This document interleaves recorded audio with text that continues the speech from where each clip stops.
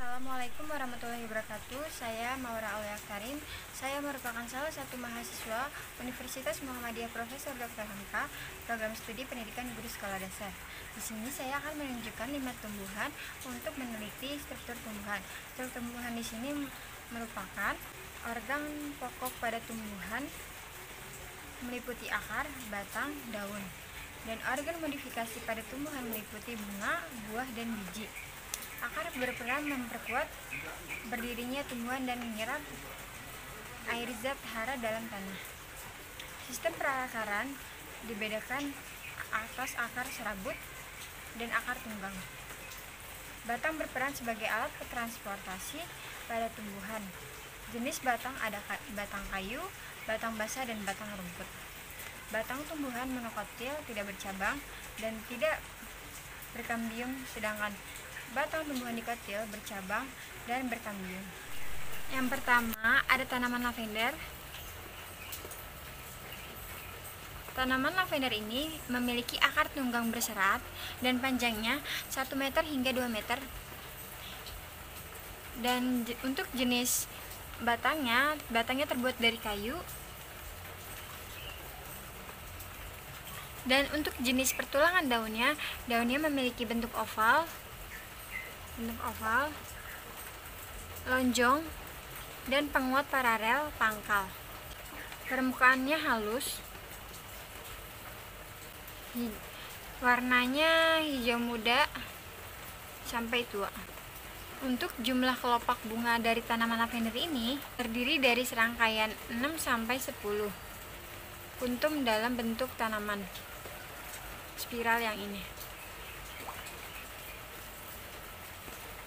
Untuk jenis keping bijinya, ini merupakan jenis keping biji monokotil atau satu keping biji saja.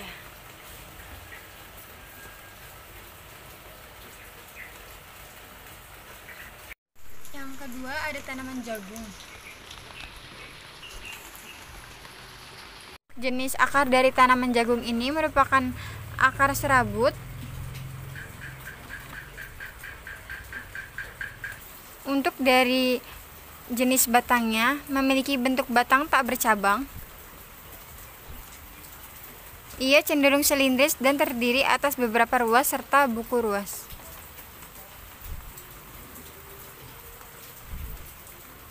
Untuk pertulangan daunnya bertulang sejajar karena bentuk dari tulang daun jagung ini seperti pita dengan ibu anak, dan tulang daun membujur dari pangkal pelepah hingga ujung daunnya.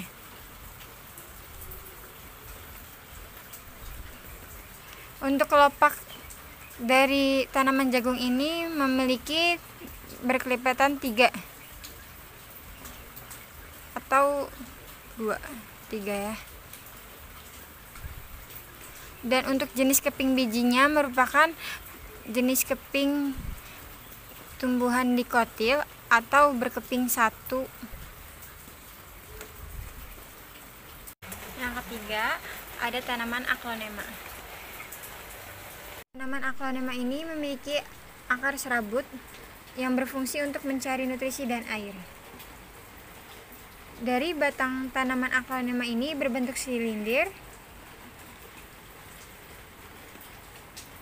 tidak berkayu, berwarna putih kemerahan, dan berbuku. Bentuk daunnya bervariasi dari oval dengan susunan tulang daun menyirip,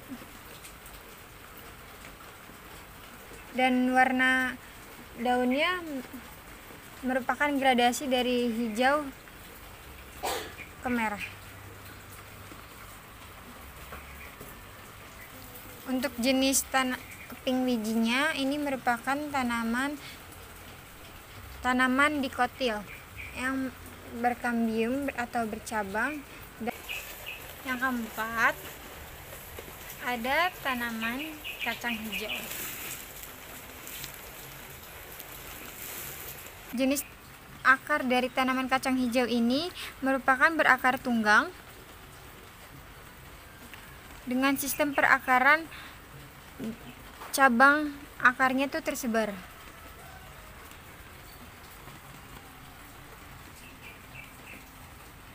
Untuk jenis batang dari tanaman kacang hijau ini berbentuk bulat dan berbuku-buku berukuran kecil,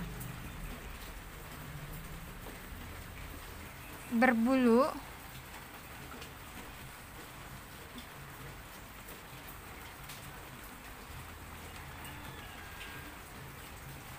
dan berwarna hijau. Jenis pertulangan daun dari tanaman kacang hijau ini termasuk daun majemuk menyirip gasal, memiliki 2 stipula yang terdapat di kanan dan kiri pangkal daun.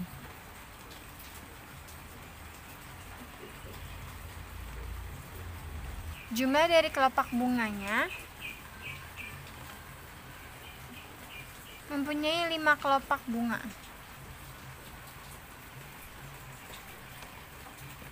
Untuk jenis keping biji dari tanaman kacang hijau ini merupakan tanaman berbiji berkeping 2 atau dikotil. Terakhir ada tanaman soka.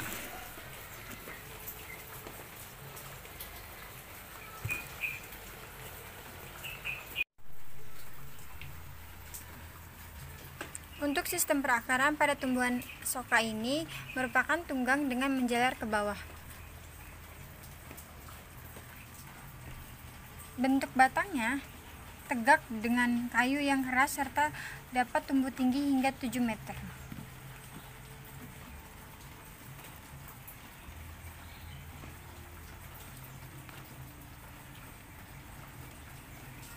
Daun yang dimiliki tanaman ini memiliki bentuk lonjong dengan ujung yang runcing. Pertulangan daun pada ini yaitu menyirip dengan sifat tunggal.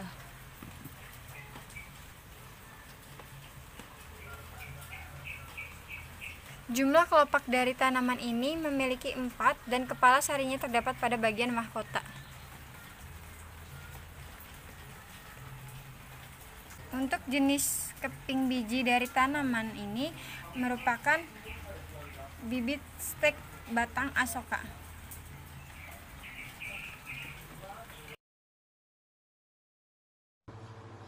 Selanjutnya mengenai transportasi pada tumbuhan. Di dalam tubuh makhluk hidup selalu terjadi sistem transportasi. Sistem transportasi ini terjadi melalui proses pengangkutan nutrisi, oksigen, karbon dioksida, dan sisa metabolisme. Transportasi pada tumbuhan melibatkan jaringan seperti tabung yang disebut xilem dan floem. Air dan mineral dari dalam tanah akan diserap oleh akar, kemudian diangkut melalui xilem ke bagian batang dan daun tumbuhan. Zat makanan yang dibuat di daun akan diangkut melalui floem ke bagian lain tumbuhan yang memerlukan zat makanan. Xilem dan floem adalah jaringan pengangkut yang salurannya terpisah. Xilem yang ada di akar bersambungan dengan xilem yang ada di batang dan di daun. Floem juga bersambungan ke semua bagian tubuh tumbuhan. Pertama, siapkan 2 buah gelas kaca, beri label A dan B. Lalu, isilah masing-masing gelas kaca dengan air sebanyak 300 ml.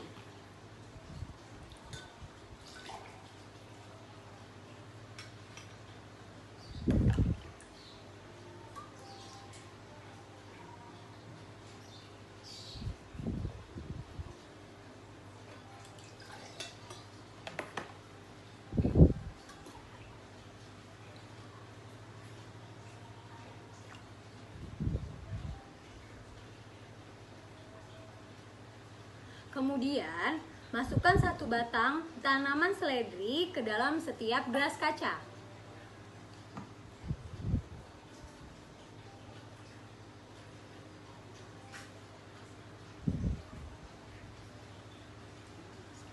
Lalu, tambahkan 2 sendok gula ke dalam gelas kaca yang berlabel B.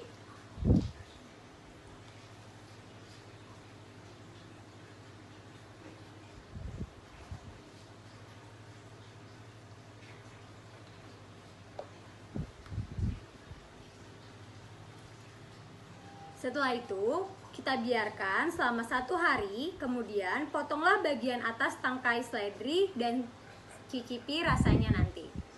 Oke, Terima sudah kasih. selesai.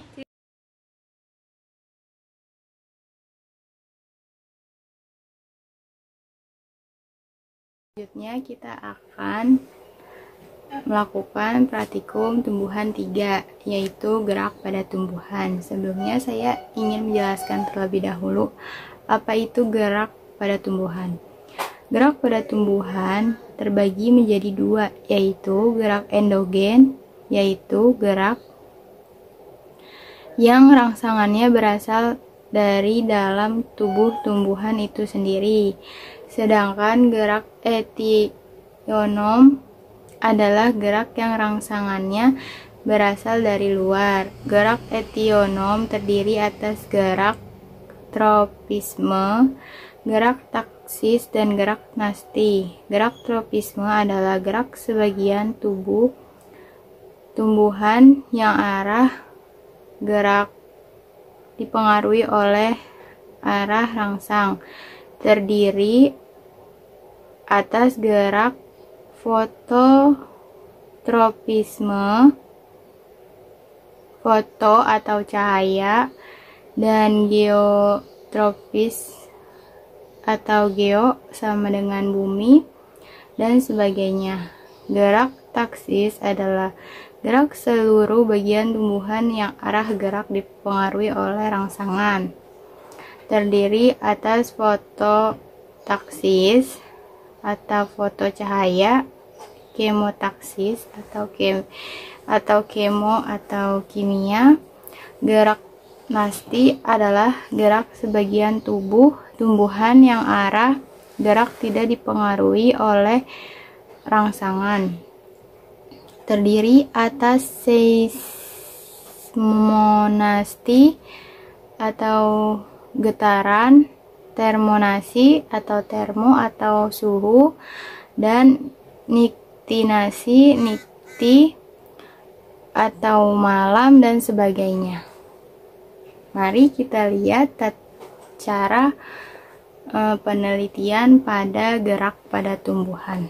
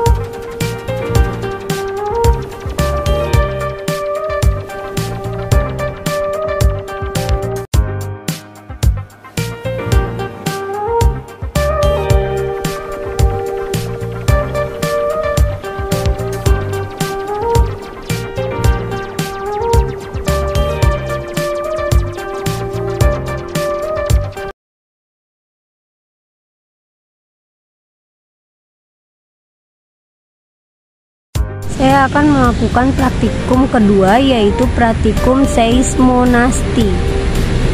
Saya akan menyentuh putri malu, kemudian akan saya amati pergerakan putri malu tersebut.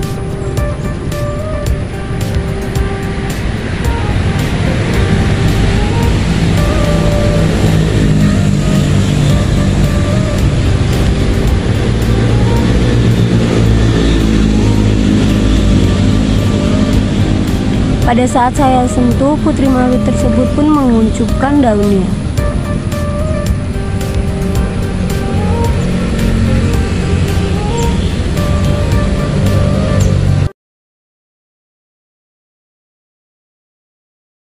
Saya akan melakukan praktikum tumbuhan 4 mengenai pertumbuhan dan perkembangbiakan tumbuhan. Sebelumnya saya akan menjelaskan pengertiannya terlebih dahulu.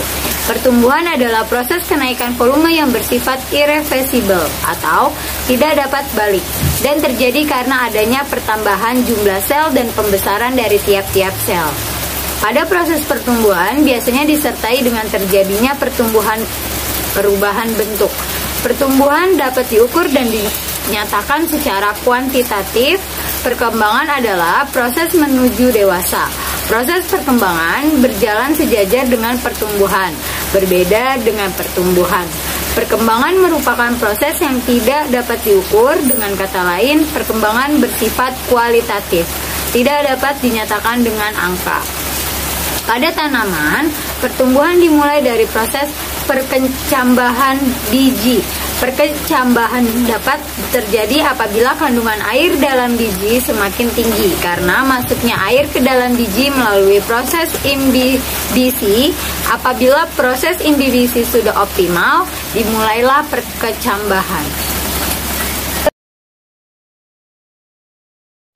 Selanjutnya, ini adalah alat dan bahan untuk melakukan praktikum pertumbuhan dan perkembangbiakan tumbuhan. Yang pertama, siapkan biji kacang tanah secukupnya. Kemudian siapkan 3 buah pot. Karena tidak ada pot, kami menggunakan botol bekas. Kemudian siapkan tanah humus secukupnya dan jangan lupa siapkan air secukupnya. Berikut adalah prosedur praktikum pertumbuhan dan perkembangbiakan pada tumbuhan. Yang pertama, siapkan alat dan bahan yang digunakan. Kemudian, rendam biji kacang tanah selama semalaman. Lalu, siapkan 3 buah pot kecil, kemudian diberi label A, label B, label C. Lalu, masukkan tanah humus ke dalam pot kecil.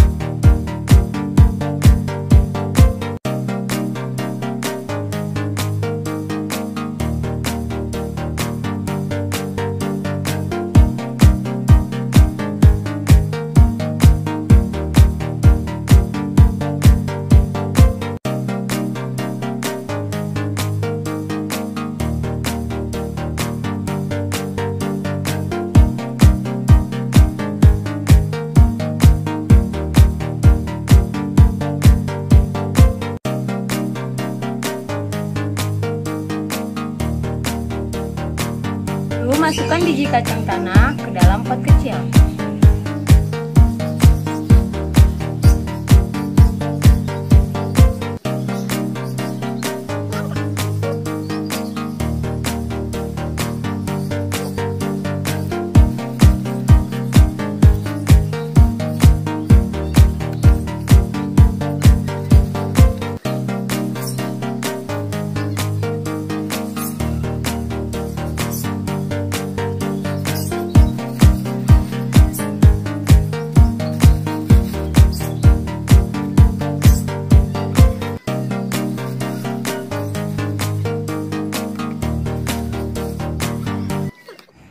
Untuk label A, kita masukkan air ke dalam tanaman.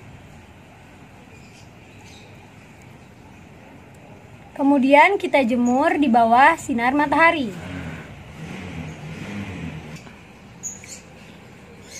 Untuk label B, kita masukkan air, tetapi tidak boleh kita kenakan sinar matahari.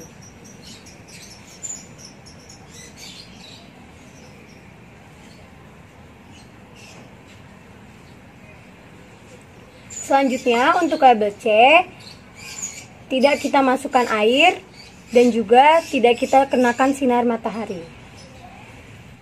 Setelah kita melakukan prosedur praktikum pertumbuhan dan perkembangbiakan pada tumbuhan, untuk beberapa hari ke depan akan kita amati, kemudian akan kita ukur tinggi pada tumbuhan dan kita hitung berapa daun pada tumbuhan kacang tanah. Berikut adalah pengamatan setelah seminggu kita lakukan penanaman terhadap kacang tanah. Untuk label A yang disiram dan dikenakan sinar matahari, kacang tanah tersebut tidak tumbuh sama sekali. Untuk label B, disiram dengan air dan tidak dikenakan sinar matahari, tumbuh secara perlahan dan agak lambat. Untuk label C, tidak dikenakan sinar matahari dan tidak juga disiram, tumbuh dengan cepat.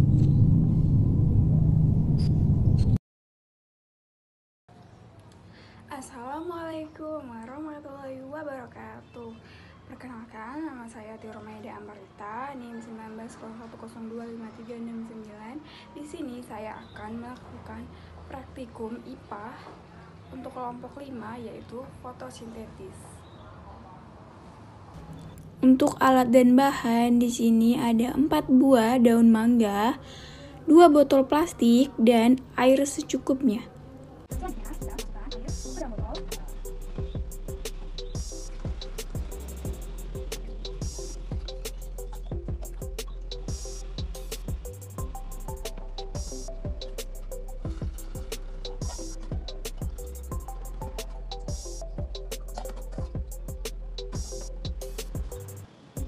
Lalu campurkan buah daun mangga ke dalam botol plastik.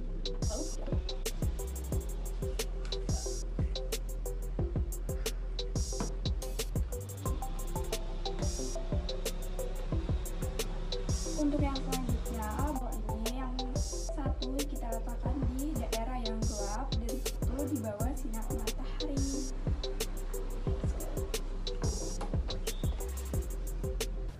Untuk botol yang pertama kita letakkan di bawah sinar matahari selama 30 menit.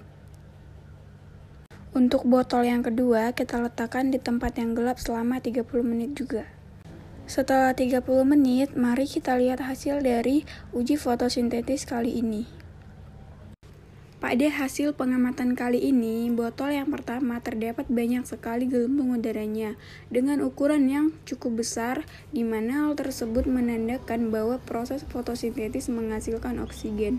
Dan botol yang kedua yang kita taruh di tempat yang gelap bisa kita lihat masing-masing juga menghasilkan gelembung udara, namun ukuran yang sangat kecil dan jumlah yang tidak terlalu banyak. Hal ini menandakan bahwa sinar matahari sangat berpengaruh terhadap hasil dari proses fotosintesis. Terima kasih sudah menonton video ini sampai selesai. Wassalamualaikum warahmatullahi wabarakatuh.